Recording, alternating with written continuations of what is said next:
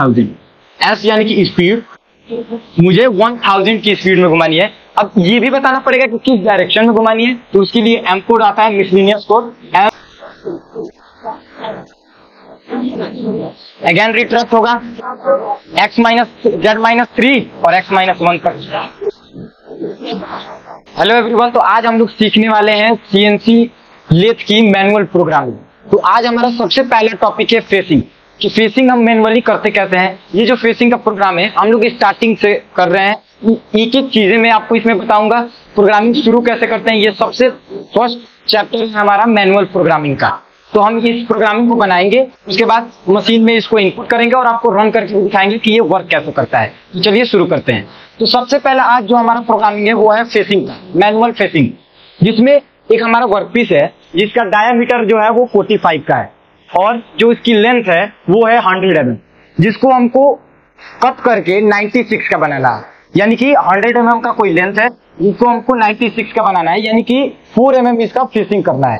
तो चलिए इसका हम प्रोग्रामिंग शुरू करते हैं। तो कोई भी प्रोग्रामिंग शुरू करने से पहले हम सबसे पहला जो टॉपिक लिखते हैं उसमें लिखते हैं उसका प्रोग्राम नंबर, ठीक है। यानी कि कोई भी प्रोग्राम को इंडिकेट करने के लिए हमको पता होना चाहिए कि उसका प्रोग्राम नंबर क्या है। तो सबसे पहले प्रोग्राम नंबर को डिनोट करते हैं ओ से, दैट मीन्स ओ, और कोई भी 4 डिजिट का नंबर आप लोग लिख सकते हैं। मैं लिख दे रहा हूं 1 2 3 4।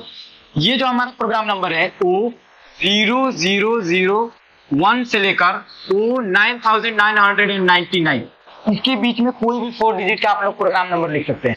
प्रोग्राम नंबर से क्या होता है, वो हमको पता रहता है कि हमारा कौन सा प्रोग्राम नंबर है, उसका नाम क्या है। इसके माध्यम से हम लोग इस प्रोग्राम को कभी भी सर्च कर सकते हैं।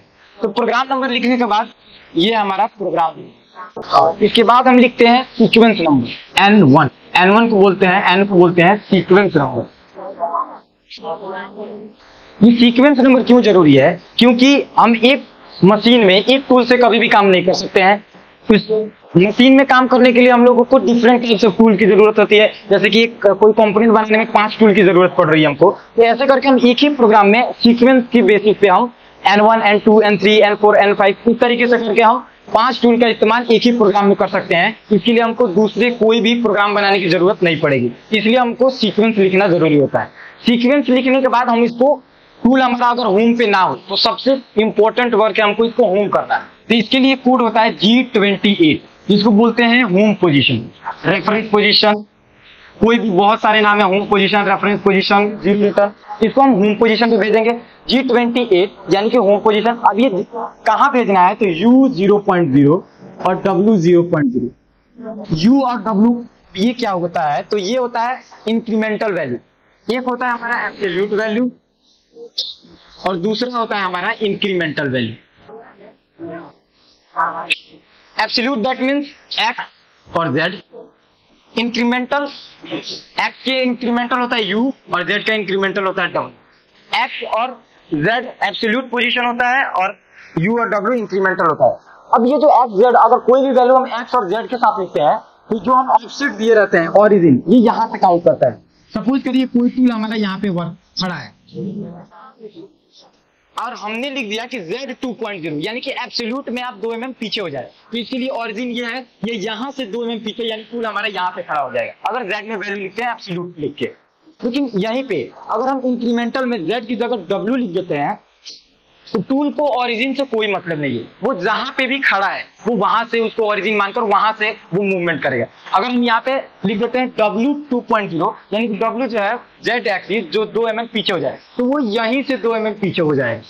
यानी कि अगर आपको ओरिजिन से वर्क करना है तो आप एब्सोल्यूट में Z और X लिखिए, और अगर आपको इंक्रीमेंटल में वर्क करना है तो आप U और W लिखिए। तो U और W से क्या होता है ना, टाइम हमारा बचता है, इसलिए इसका इस्तेमाल बहुत ज्यादा करते हैं। ये भी इसका X और Z का इंक्रीमेंटल वैल्यू है।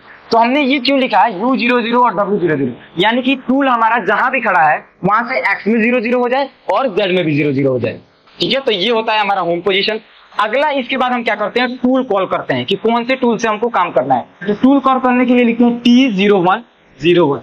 जो ये T बताता है, ये बताता है टूल डिजिग्नेशन, टूल कि हम टूल को एक्टिवेट कर रहे हैं कौन सा। ये जो 01 पहला है ये बताता है टूल नंबर, और उसके बाद जो 01 है ये बताता है उसका ऑफसेट नंबर, यानी कि एक नंबर टूल का ऑफसेट हमने किस ज्योमेट्री के किस नंबर में डाला हुआ है। तो यानी कि टी टूल 01 टूल नंबर, और इसके आगे जो 01 है ये है ऑफसेट नंबर। यानी कि इसके कहने का मतलब है कि टूल 1 नंबर से हमको काम करना है और इसका जो ऑफसेट है वो हमने 1 नंबर में डाला हुआ है, तो इसलिए टूल कॉल भी हो गया। हमने क्या किया, program number, sequence number, home, tool call. इसके बाद हम क्या करेंगे, स्पिंडल को घुमाएंगे। स्पिंडल तो घूमना जरूरी है क्योंकि विदाउट स्पिंडल घूमे हम कोई भी कटिंग नहीं कर सकते हैं। स्पिंडल को हम घुमाते हैं, रोटेट करते हैं G97 constant surface speed control of. ये क्या होगा, कांस्टेंट स्पीड पे चलेगा, एक ही स्पीड पे, इसमें स्पीड कम ज्यादा नहीं होगा, जो स्पीड आप इसमें दे देंगे वो उसी स्पीड में चलेगा। G97 इसके बाद पूछता है कि कितने की स्पीड में चलानी है, तो मैं डाल दे रहा हूँ S1000। S यानी कि स्पीड, मुझे 1000 की स्पीड में घुमानी है। अब ये भी बताना पड़ेगा कि किस डायरेक्शन में घुमानी है, तो उसके लिए M कोड आता है, मिसलिनियस कोड M03, यानी कि clockwise direction. CW clockwise direction में 1000 की स्पीड से कांस्टेंट स्पीड पे घुमाना है हमको स्पिंडल को। तो ये जो 4-5 लाइन है ना, वो आपको ऑलमोस्ट हर प्रोग्राम में आपको लिखना ही लिखना है। या तो टूल चेंज हो सकता है, स्पिंडल आप एंटी क्लॉक घुमा सकते हैं, स्पीड कम ज्यादा कर सकते हैं, लेकिन ये फॉर्मेट जो है वो लिखना ही लिखना है। तो ये बेहतर आपको समझ में आ गया होगा, इतनी चीजें आपको हर प्रोग्राम में शुरू करते हुए लिखनी है। अब अगला क्या आता है, ये जो प्राइमरी जो हमारा वर्क था वो हो चुका है। अब हमको क्या करना है, टूल को यहाँ पास में लेकर आना है। तो हम क्या करते हैं, कभी भी अगर टूल को ट्रैवल करके लेकर आते हैं तो G0 रैपिड में लेकर आते हैं। G01 में लेकर आएंगे तो वो टाइम वेस्टेज होगा, इसलिए हमको उससे थोड़ा दूर G01 में लेकर आ जाते हैं। इसके लिए लिखेंगे G0, that means rapid position, यानी तेजी से ट्रैवल करेगा। रैपिड कहाँ पे लेकर आना, तो एक्स का जो हमारा डाया है 45 है, तो ये 45 पे तो रुक नहीं सकते, इससे थोड़ा ऊपर रुकेंगे। तो हम क्या करते हैं 47, यानी डाया में 2 mm ऊपर रोक देते हैं, यानी कि G0 रैपिड में X47 पे आएगा। और Z हमारा 00 यहाँ पे है, इसे 2 mm पीछे रोकना है, प्लस में होगा, इससे पीछे जाएगा तो यानी कि Z 2.0। इससे क्या होगा, टूल हमारा इससे 2 mm ऊपर 2 mm पीछे, यानी यहाँ आकर हमारा टूल खड़ा हो जाएगा। तो ये हमारा क्या हुआ, टूल आकर अब खड़ा हो चुका है। अब हमको करना है, सीट पोजीशन पे यहाँ खड़ा हो चुका है, अब हमको इसमें फेसिंग करना है। इसके लिए क्या करेंगे, सिंपली हम Z को आगे लेकर आएंगे और X में कटिंग करेंगे, यानी कि फेसिंग करनी है। तो हम क्या करते हैं, लिखते हैं G0 रैपिड पोजीशन, Z जो है मेरा, एक बार में 1 mm का कट लेता हूँ।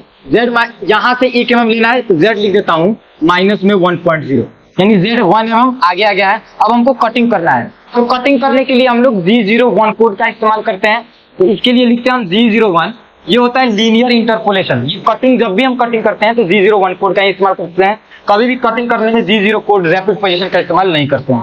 तो G01 लीनियर इंटरपोलेशन X अब हमको कटिंग करते हुए यहाँ तक आना है 00 तक, लेकिन इससे थोड़ा नीचे तक हम लेकर आएंगे, जिससे क्या होगा वहां पे डॉट नहीं छूटेगा, फिनिशिंग हमारी बढ़िया आएगी। तो मैं लिख देता हूँ X जो है वो माइनस 1.0, 1 mm नीचे तक आ जाए। और कभी भी जब G01 को लिखते हैं इसके साथ हम फीड रेट डालते हैं कि काटने की उसकी स्पीड गति फीड रेट क्या है, तो फीड रेट 0.2, यानी कि ये होता है mm पर रेवोल्यूशन, कि एक राउंड हमारा स्पिंडल लेगा तो वो कितना काटेगा, यानी कि 1 राउंड ये 0.2 mm अंदर कटिंग करेगा।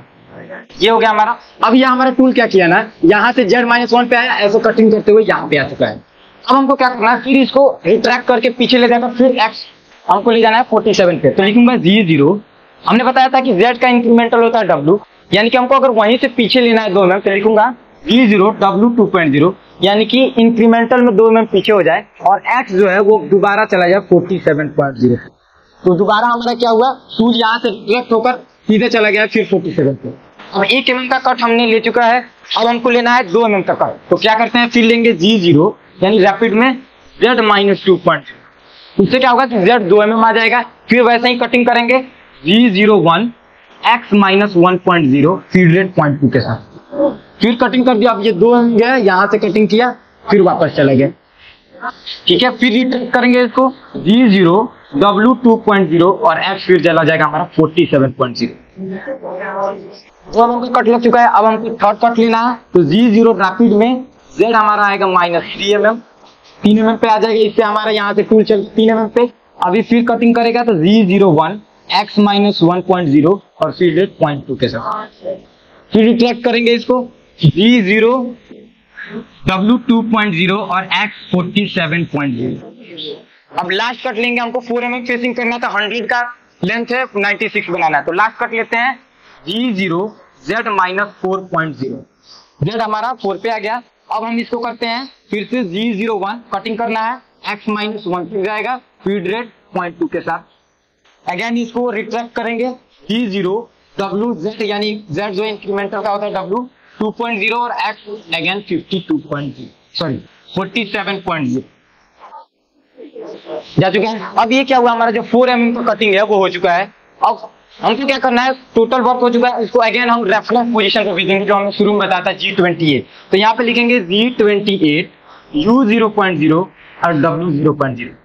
ये हमारा होम पोजीशन हो चुका है, लेकिन स्पिंडल जो है वो अभी भी रोटेट कर रहा है, तो हमको स्पिंडल को रोकना होगा। तो उसका कोड होता है M05, that means spindle stop. Then again लिखेंगे M01, ये होता है ऑप्शनल स्टॉप यानी सीक्वेंस को स्टॉप करने के लिए। जब भी अगर आपको इसके बाद N2 प्रोग्रामिंग करना हो, दूसरी टूल को कॉल करना हो, तो हम N2 यहाँ से लगाकर अगेन और दूसरी प्रोग्रामिंग टूल से कर सकते हैं। अगर नहीं करना है तो लास्ट में लगा देंगे हम M30, that means program end reset. Program खत्म हो जाएगा और फिर से जो स्टार्ट पोजीशन है वहां पे आ जाएगा, प्रोग्राम एंड रीसेट। तो इस तरीके से करके हम मैनुअल फेसिंग का प्रोग्राम बना सकते हैं। इसको अभी हम क्या करेंगे, मशीन में चलिए इसको इनपुट करते हैं और आपको इस प्रोग्राम को रन करके दिखाते हैं कि ये वर्क कैसे करता है। तो जैसा कि आपने अभी बोर्ड पे देखा, हमने जो मैनुअल प्रोग्रामिंग की थी फेसिंग की, उसको हम मशीन में इनपुट कर चुके हैं, आप देख सकते हैं। अभी हम क्या करते हैं, इसका हम यहाँ हमने कंपोनेंट भी लगा दिया है, जो हमारा कंपोनेंट है ये भी हम लगा चुके हैं जिसपे हम फेसिंग करने वाले हैं। अभी हम इसका ऑफसेट लेते हैं और आपको इस प्रोग्राम को रन करके दिखाते हैं। तो चलिए अभी हम इसका ऑफसेट लेते हैं। सबसे पहले हम जेड में इसको जेड एक्सिस में टच करेंगे। मैनुअली भी आप लोग टच कर सकते हैं और या फिर इसको रोटेट करके भी स्पिंडल को टच करके देख सकते हैं जेड की वैल्यू। तो यहाँ हमने क्या कर रहे हैं, हम जेड को पहले टच कर रहे हैं। यहाँ पे यहाँ देख सकते हैं जेड हमारा टच हो चुका है। अभी हम क्या करेंगे, यहाँ पे ऑफसेट में, यहाँ जो हमारा ऑफसेट देखिए, यहाँ पे ऑफसेट का बटन है, हमने पुरानी वीडियोस में ऑफसेट के बारे में बताया है। तो यहाँ पे ऑफसेट में जाएंगे और ज्योमेट्री में जैसे ही जाएंगे तो ऐसा इंटरफेस खुल जाएगा। अब यहाँ पे आप देख सकते हैं हमारा जो टूल टरेट है 3 नंबर में लगा हुआ है। तो इसका ऑफसेट भी हम 3 नंबर में, हमने प्रोग्राम में भी डाला हुआ है कि 3 नंबर टूल का ऑफसेट हम 3 नंबर में डाल रहे हैं। तो इसीलिए हम 3 नंबर में यहाँ पे ज्योमेट्री ऑफसेट में, यहाँ 3rd नंबर, यहाँ देख सकते हैं, यहाँ 3rd नंबर में इसका हम मेजरमेंट करेंगे। तो यहाँ पे करेंगे Z00, हमारे वहाँ पे Z0.0, इसको यहाँ मेजर का बटन है, मेजर के नीचे का सॉफ्ट की प्रेस करेंगे तो इसने Z मेजर कर लिया है। अब इसी तरीके से हम X का भी ऑफसेट लेकर आपको दिखा देते हैं। X में यहाँ से उसी तरीके से हम आपको यहाँ का X का ऑफसेट भी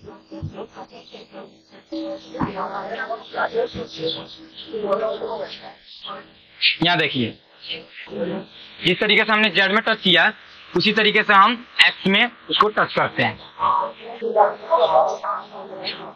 इसको रोटेट करके भी हम ले सकते हैं। यहाँ पर टच हो चुका है और जो हमारा X की वैल्यू थी डाया की, आपने देखा होगा 45 थी। तो यहाँ पे हम क्या करेंगे, X में X कभी भी डाया पे वर्क करता है, तो X के साथ हम डाया लिखेंगे X 45.0, तब इसको कर देंगे मेजर। तो ये हो चुका है मेजर X 45.0। अब इसको हमने ऑफसेट ले लिया है, इसको हम फिर से कर देते हैं रेफरेंस। अब हम प्रोग्राम को रन करते हैं। तो प्रोग्राम को रन करने के लिए सबसे इंपॉर्टेंट है आपको ऑटो मोड में होना। तो हम क्या करते हैं, यहाँ देख सकते हैं ऑटो मोड सेलेक्ट हो चुका है। यहाँ से हम इसको कर देंगे चेक, और अगर आपको सिंगल ब्लॉक में चलाना है तो हम सिंगल ब्लॉक एक्टिवेट कर देंगे। ओके, तो अब हम इसको एक एक करके सिंगल ब्लॉक में आपको प्रोग्राम रन करके दिखाते हैं। तो आइए, सबसे पहले क्या है हमारा प्रोग्राम नंबर, तो इसमें कोई मूवमेंट नहीं होगा। सीक्वेंस होम पे ऑलरेडी है, वो टूल 3 नंबर ही है, स्टेशन पे नहीं रहता तो वो बदल जाता है। अगला जो है हमारा G97 S1000, यहाँ देख सकते हैं आप S1000 M03। तो ये क्या होगा, स्पिंडल 1000 की स्पीड से क्लॉकवाइज डायरेक्शन में घूमेगी। देख सकते हैं यहाँ पे घूम चुकी है। अब G0 X 47.0, अब एक एक चीज आप मिलाते चलिए। X जो है 47, Z 2.0 पीछे आएगा, तो हम इसको पहले लेकर आते हैं। ये हो चुका है, देखिए आप देख सकते हैं यहाँ पे कि X जो है वो 2 mm डाया में ऊपर और Z में 2 mm पीछे आ चुका है। अगला क्या करेगा, Z हमारा आगे आएगा और X -1 तक कटिंग करेगा। अगेन रिट्रैक्ट होकर पीछे जाएगा उसी पोजीशन पे, फिर Z-2, फिर X -1 तक। अगेन रिट्रैक्ट होगा Z-3 और X -1 तक। अगेन रिट्रैक्ट Z-4 ये जो हमारा लास्ट कट है इसको करते हैं एक्टिवेट। ये हो चुका है हमारा। अब केसिंग 4 mm का again retract G28 U0.0 W00.0। इससे क्या होगा, हमारा टूल होम पोजीशन पर चला जाएगा। तो आप देख सकते हैं यहाँ से टूल होम हो गया। M05 से ये जो हमारा स्पिंडल है ये रुक जाएगा। M01 optional stop. अब जैसे देखिए M30 आएगा, यहाँ पे प्रोग्राम एंड रीसेट अगेन वो शुरू में चला जाएगा। तो इस तरीके से आप देख सकते हैं हमने मैनुअल प्रोग्रामिंग करके उसको मशीन में इनपुट करके उसको दिखाया कि किस तरीके से हम उसको रन कर सकते हैं। तो इस तरीके से हम पेसिंग का प्रोग्राम मैनुअली बनाते हैं। तो आज के लिए इतना ही, फिर मिलेंगे आपसे जल्द ही एक नए वीडियो के साथ। तब तक के लिए थैंक्स फॉर वॉचिंग।